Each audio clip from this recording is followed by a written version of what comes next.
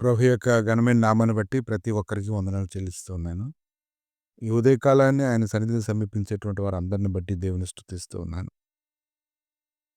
యెషయా గ్రంథము 43 అధ్యాయము 2వ వచనం.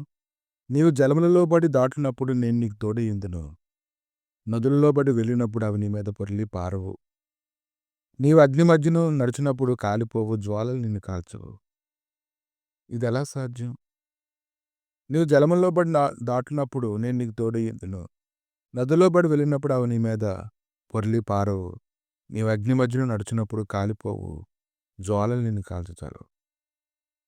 నీ ఎడల దేవుడికి ఉండేటువంటి శ్రద్ధని ఆయన వ్యక్తపరుస్తూ ఉన్నాడు. ఆయన ఎడల ఇంత శ్రద్ధ తీసుకుంటూ ఉన్నప్పుడు అది నీకు తెలియాలి.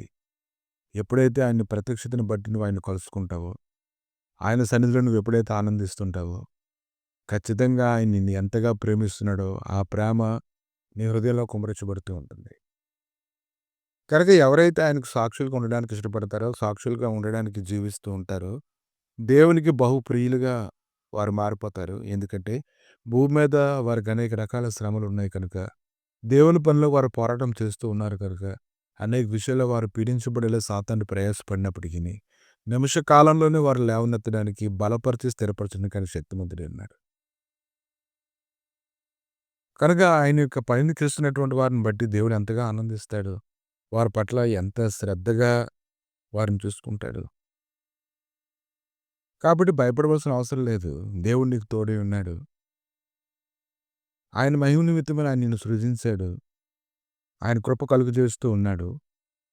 నువ్వు లేవడం, కూర్చోవడం, నిలబడడం, నువ్వు చేసే ప్రతి పని ఆయన చూస్తూనే ఉన్నాడు. యెషయా 43 అధ్యాయము 10-13 వచనాలు చూసినట్లయితే, మీరు తెలుసుకొని నన్ను నమ్మి నేనే ఆయనని గ్రహించినట్లు, మీరును నేను ఏర్పరచుకున్న నా సేవకులను నాకు సాక్షులు. నాకు ముందుగా ఏ దేవుడు నిర్మింపబడలేదు, నా తర్వాత ఏ దేవుడు నుండెడు. నేనే యెహోవాను, నేను తప్ప వేరొక రక్షకుడు లేడు. ప్రకటించిన వాడిని నేనే, రక్షించిన వాడును నేనే. దాన్ని గ్రహింపజేసిన వాడును నేనే. ఏ అన్య దేవతయు మీలో నుండి ఉండలేదు. నేనే దేవుడను, మీరే నాకు సాక్షులు. ఈ దినం మొదలుకొని నేనే ఆయనను. నా చేతిలో నుండి విడిపించగలవాడు ఎవడనూ లేడు. నీ కార్యం చేయగా త్రిప్పిపోయేవాడు ఎవడనూ లేడు. అటువంటి దేవునికి మీరు సేవకులుగా ఉన్నారు. అటువంటి దేవుడి యొక్క పనిని మీరు చేస్తూ ఉన్నారు. ఆయన ఖచ్చితంగా జలముల్లో నుంచి, అగ్నిలో నుంచి ఆయనను రక్షించడానికి ఆయన శక్తిమంతుడు ఉన్నాడు. కనుక ఎలాంటి పరిస్థితులు ఎదురైనప్పటికీ నీకు తోడైనటువంటి దేవుడు ఎటువాడో, ఆయన దృష్టిలో నువ్వేమై ఉన్నావో ఎప్పుడైతే నువ్వు తెలుసుకుంటావో, అన్ని విషయంలో ధైర్యం కలిగి నువ్వు దాన్ని దాటగలుగుతావు. నువ్వు క్షీణింపవు. నీ సూర్యుడు అస్తమించడు. ఆయన వెలుగు దినదినము నీ మీద ప్రకాశించి నిన్ను నడిపించి బలపరచునుగాక.